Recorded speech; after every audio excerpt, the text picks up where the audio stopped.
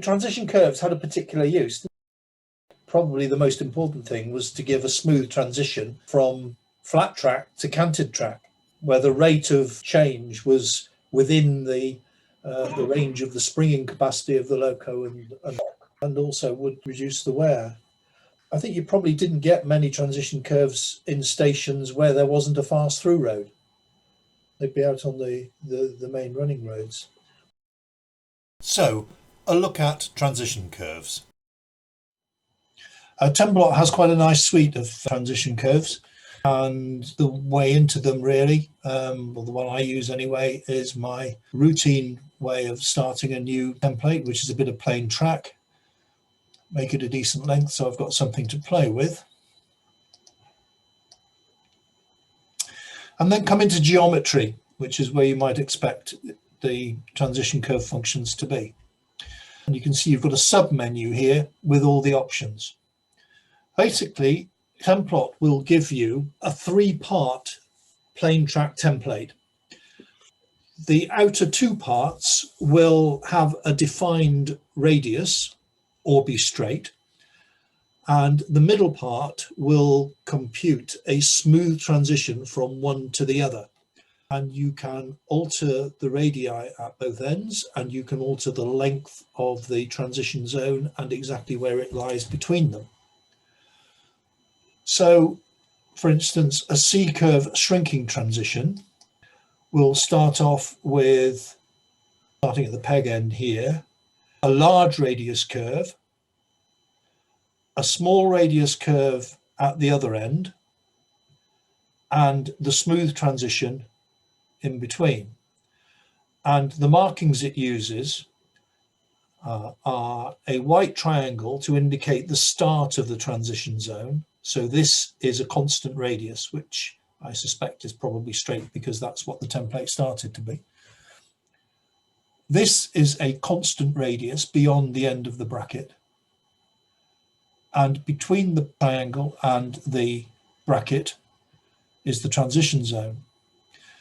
Now, the controls we have on this are to alter each radius independently, to alter where the transition zone starts, and to alter how long the transition zone is. So if you just hit the curve function, you will see that on this case, yes, it tells you what the 2 radii are, straight at this end, 1320 millimeters at this end. And it tells you that when you operate the curving function, you are changing the second radius, in other words, this one.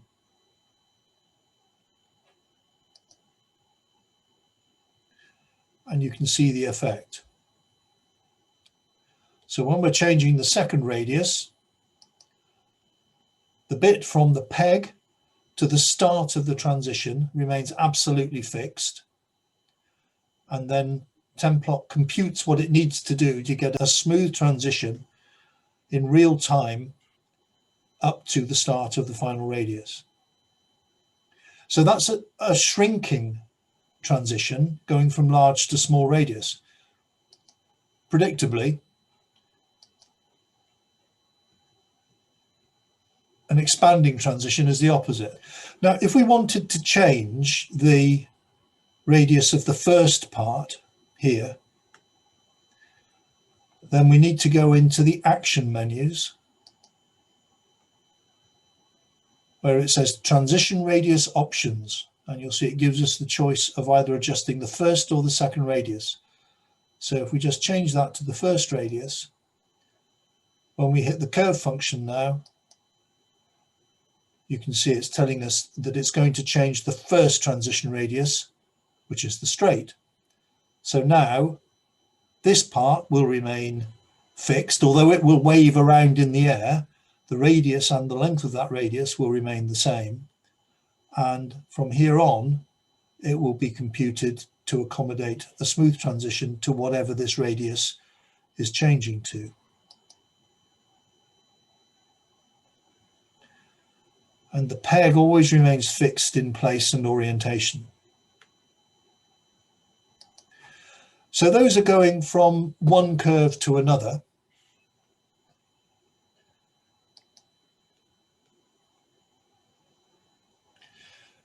If you want it to stay straight at one end, you can also have an easement from straight or an easement to straight, which are the same as the C curves, except that one end of it, the big end of it, is fixed at straight.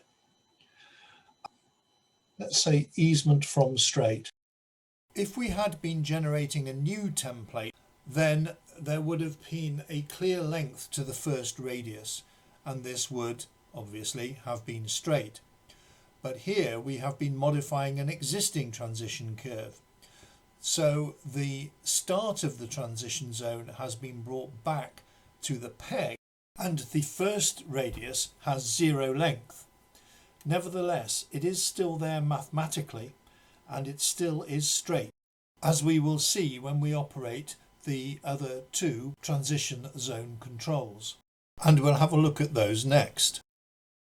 So we want mouse actions geometry, and we've got two transition options here. One is move the transition start. So the length of the transition stays the same, the two radii stay the same, but you can see the sort of effect it has.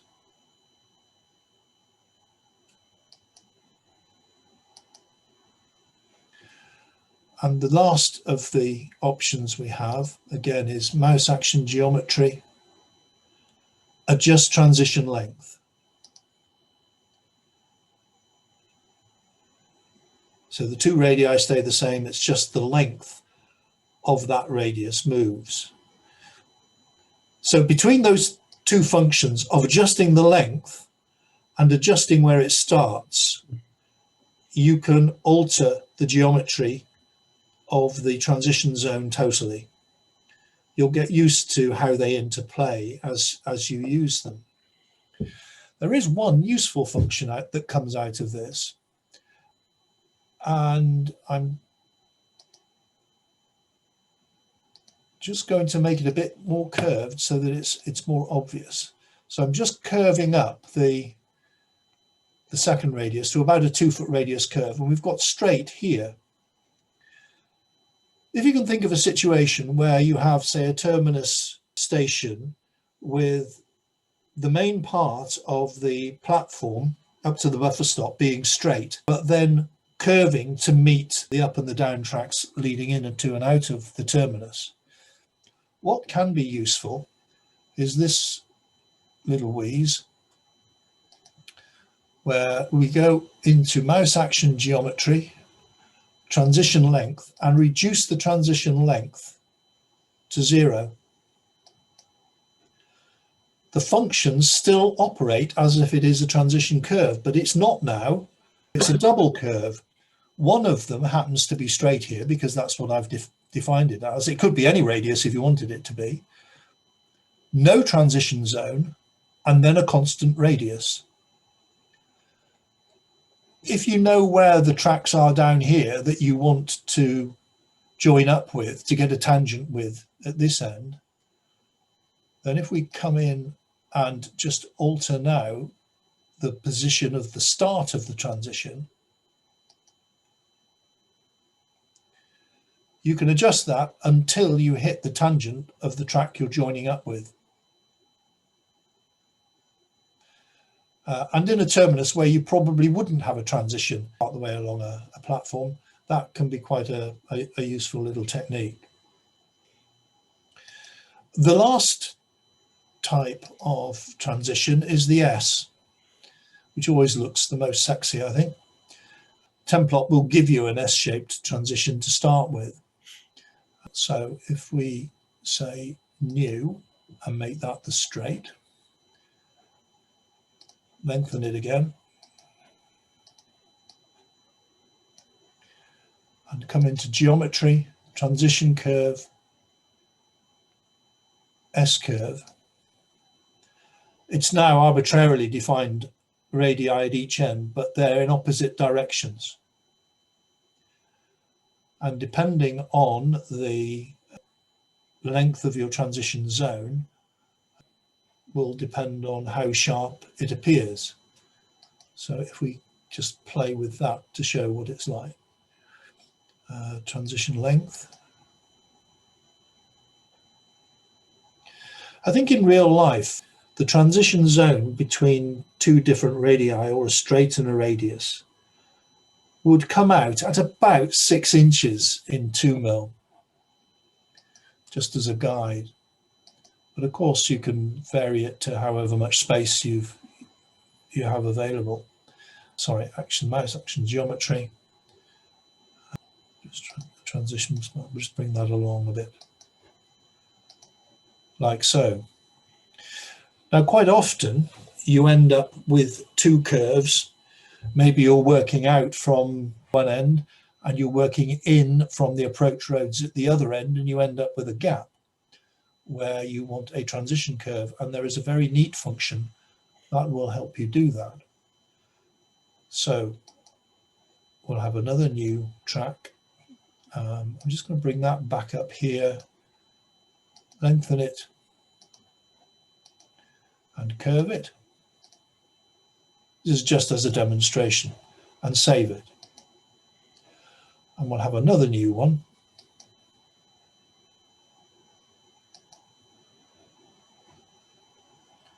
We'll make this longer too.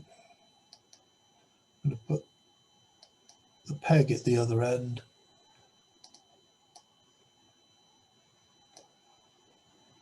Just rotate that a little bit, and we'll curve it a bit as well.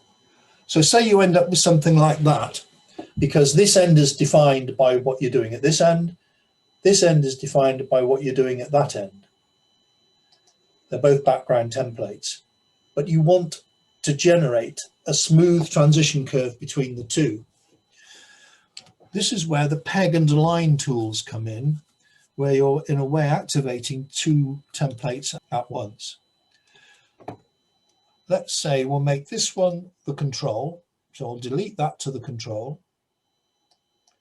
Now, while that is the active template, if I now highlight the other one, the other background template, we get the full menu on the left, and you can see here peg and align tools.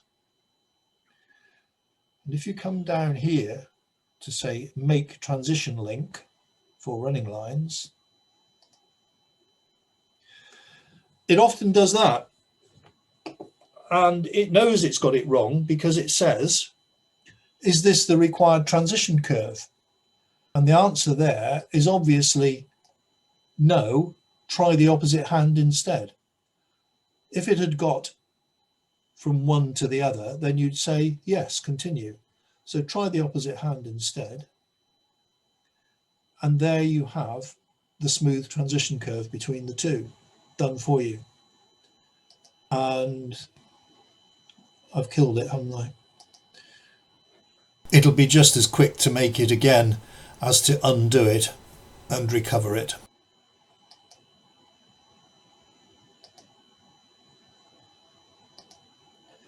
Should have said yes, continue, and we'll save it. So again, you can see where you've got the transition zone. It's actually calculated a very long transition zone there. Another way that you could create the same result would be to make a single-ended transition curve at this end and at that end, work out roughly where it's going to meet in the middle, and then change the parameters, either the start or the transition length or the radius of one or other, and just play around by trial and error until you end up with one hitting the other at a tangent, and then shorten each to the point of the tangent. But that's a nice convenient way of doing it. Laurie, what did the other link do? Because where you got make a joint link that's done now, there was another one for making a short link, I think it was. Okay, I'll bring that out of the way. We'll delete that and we'll go back and remake it.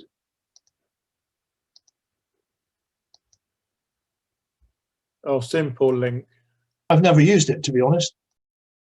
Shall we try it? Oh. Right, try opposite hand, obviously. Yes, so what it's done is to expand the radius of the control template until it has reached a tangent with the other background template, and then trim the control to that point. So it's made a reverse curve, but without the transition zone. And the make simple link function is really just a short-handed way of doing it all by mouse action. There is another peg and align tool we should have a look at. We've already got a control template there, so we'll use that. Put a little bit of a curve on it. Now, when you're playing around with where you want your lines to go, you may well end up with a couple of lines crossing that you've sorted out all the curvatures and transition zones and lengths of platforms and the rest of it. But then you're left with two plain tracks where you need to put a diamond. And again, there is a peg and align function that will allow you to do that. If we make that the control, delete it to the control, and now hit the line that's crossing it and go into the peg and align tools, it's not in blue, but down here is make diamond at intersection. And again, it puts a notch somewhere and it says, is that the right notch? And you say, no, that's wrong. Reset notch.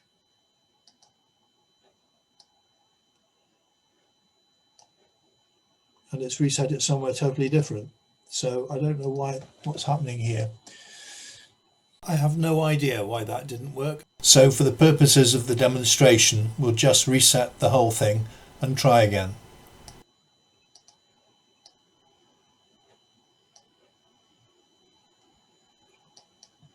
Right, so that's still the control.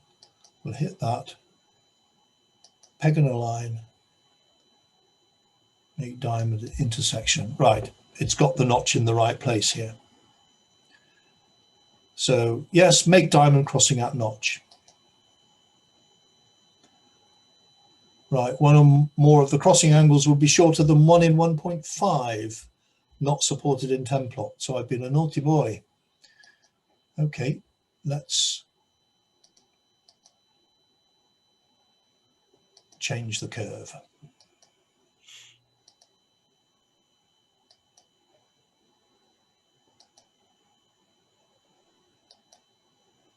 It's got the notch right.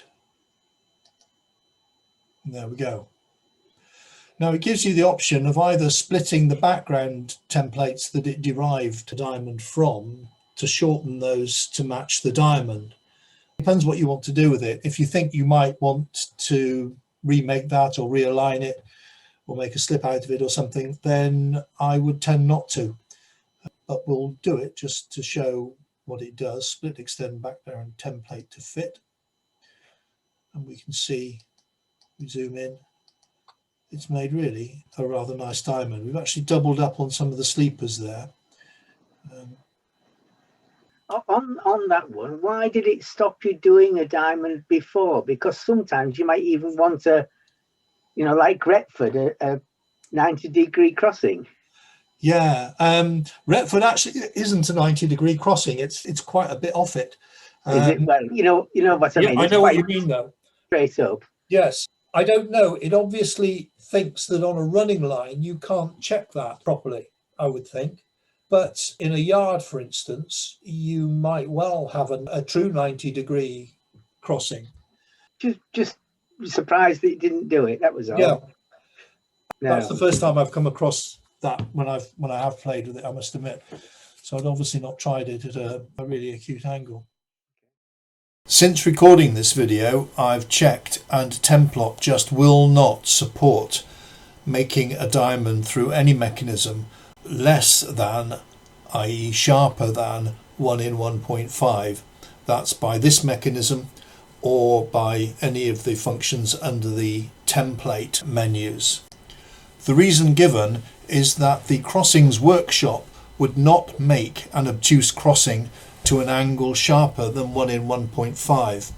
My deduction is that This is because on a running line you could not adequately check such a crossing without the risk of a wheel mistracking and derailing. So if you do need a diamond in a yard, for instance, at a sharper angle than 1 in 1.5, you're on your own. You just have to superimpose the two sets of rails and leave it at that.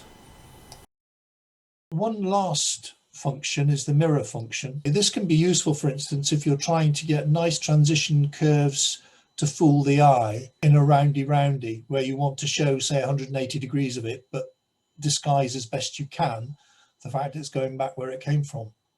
So if we start a new template here, I'm just going to make it a transition curve, an easement from straight. I'm actually going to make the curve the other way. I'm going to lengthen it.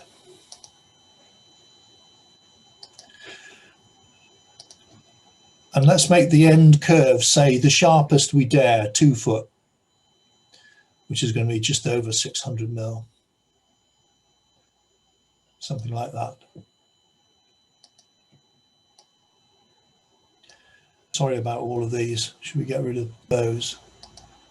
So here we are, group John. So if we hit the small group and the fence, again, all I'm going to do is just delete these. No, Laurie, that shortcut button is still on the top of you, just below the shapes file, drop-down menu. Oh, yes. That one. Yeah, thank you. That does exactly the same, but it's a quick. Yeah, thank you. And we go back into group again, and I just want to delete them all.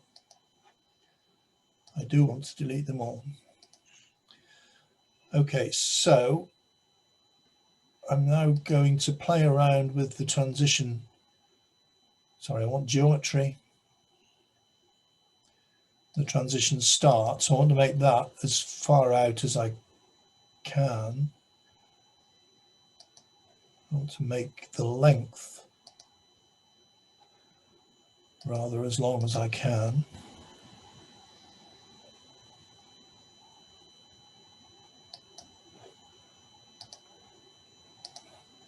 Now we'll just bring it round at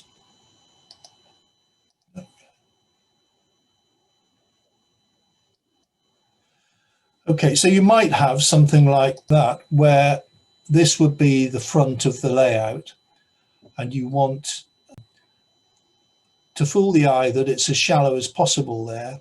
And if you want something that's symmetrical, if we now come into, I can't remember if it's dual tools. Right, make mirror on peg. That will copy it onto the other side. So that can be useful if you're looking to do a symmetrical arrangement of track. You can save an awful lot of playing around. There's another mirror option somewhere. I'll see if I can find it. And then you've got to decide whether you want it mirrored on X or Y. And I just find it confusing. But yes, you're quite right, John. The mirror function we've just done is for a single template, but there is a separate set of mirror functions under the group menu here. It's a simple function to illustrate, so we could do that quickly now. Let's take a scenario I mentioned before, which is a roundy, where rather than a straight section of track across the front going into the sharp minimum radius to bring it off scene, we have a transition curve right across the front to try and fool the eye that it's not a model train set that's going back to where it came from. What I've drawn up here as a starting point are 4 baseboards. Each is 1200 by 600 millimeters. That's a metric 4 foot by 2 foot, more or less. And I've arranged them so that across here would be the viewing face. These would be the return boards. I've not bothered about the ones to complete the circle at the back here. So we have a new control template, which is a piece of straight plain track. Now that is orientated horizontally on the grid. So if we bring that up to the midpoint between the two baseboards there at the join, we know that it's crossing perpendicular to the join there. We could get it exact by zooming in.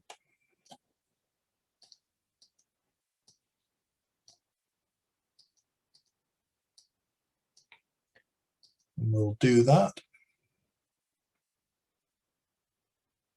That's not bad, is it? And we'll just come out so that you can see what we're doing here. We'll lengthen it. We'll make it into a transition curve with a shrinking radius, and we'll curve it the other way. Look, we're curving the second radius here, which at the moment is about 4 feet, but we'll bring it down to a reasonable minimum radius or near minimum radius for 2mm fine scale. Let's say about 2'6", which in metric terms is about 750. There. Now at the moment, the transition zone is starting there, so that's straight, and it extends to the bracket here. So we want to amend that. So mouse action, geometry, transition start, and we'll bring that back to the start, to the peg there. And now we'll come back into that menu again to the transition length. And what I'm going to do now is reduce the transition length to bring this curve back just inside the outside boundary of the baseboards. We only need an inch or so's clearance there to make sure that you don't brush up against stock as it goes around the curve. The point where it reaches the outside edge will be off scene.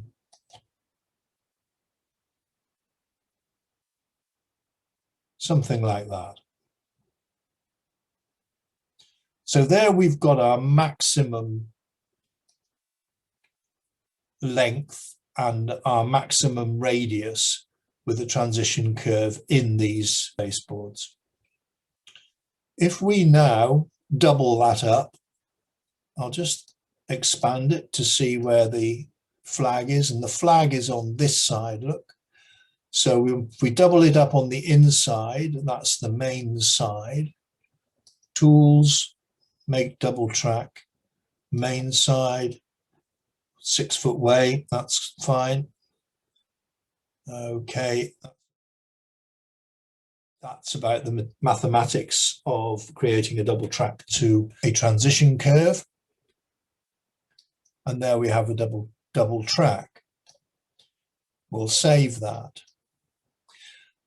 Now, if we want to make it symmetrical on the other side, it's very easy to do. What we do is we come into the group menu, and in this case, we can create a group of all templates. There are only 2 of them. Don't forget, this one looks yellow because it has the control template sitting on top of it as the last stored template. Let's come into the mirror function now and see what it tells us to do. Let's flip it sideways to the left. X at the notch. Now, what's the notch? The notch is a location device that Templot uses to operate a number of functions like this, where it needs a single locus about which to carry out its mathematical calculations. It's a small white square, and by default, I think it comes down to the origin of the grid, but at other times it is placed elsewhere, depending on what functions you use. So what we need to do is to move that notch to the point about which we want to flip these templates. So let's say we want to duplicate these onto the left side. That means we want to put the notch somewhere on this midline here. Now, the easiest way to do that is to put the notch coincident under, if you like, the peg.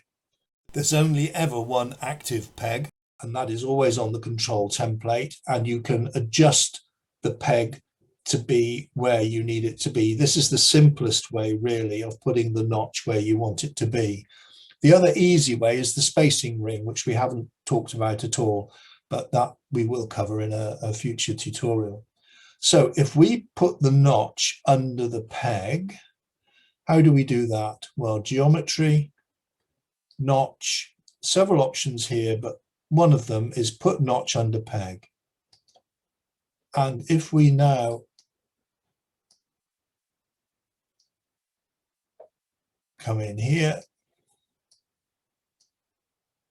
and zoom in there, we can see that the white square of the notch is sitting under the peg.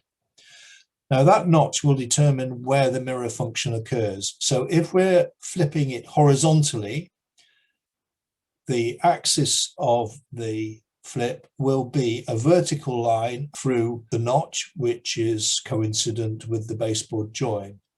If we were to flip it vertically, the axis would be a horizontal axis through the notch, i.e. through the midpoint of the lower track at this point. So if we come now into group function, mirror group on X at notch, it's saying, do we want to do that? Are we happy to do that? And yes, we are. And there we go. Both templates have been flipped across about the notch.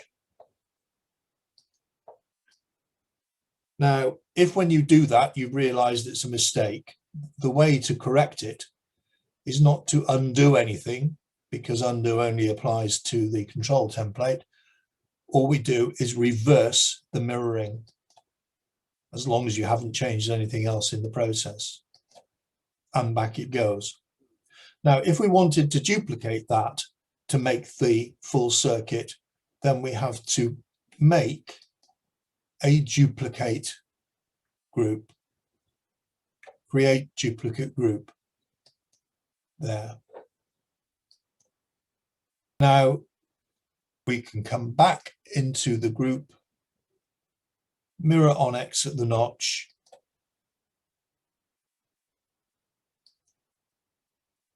and there we have the complete circle with a symmetrical transition curve across the front. And if you made your scenic exits about here and here, it's much less obvious that you're going around a 180-degree curve. So that's the mirroring for the group, and it works in exactly the same way as the mirroring for the single template that we looked at before. Just as an example of the mirroring on the Y,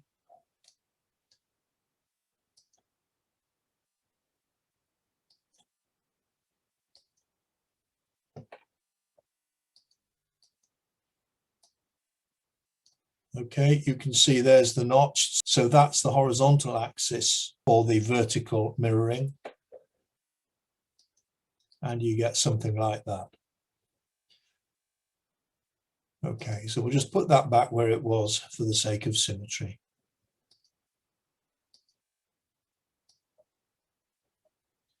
So that's the mirror function with a very simple couple of templates for the group.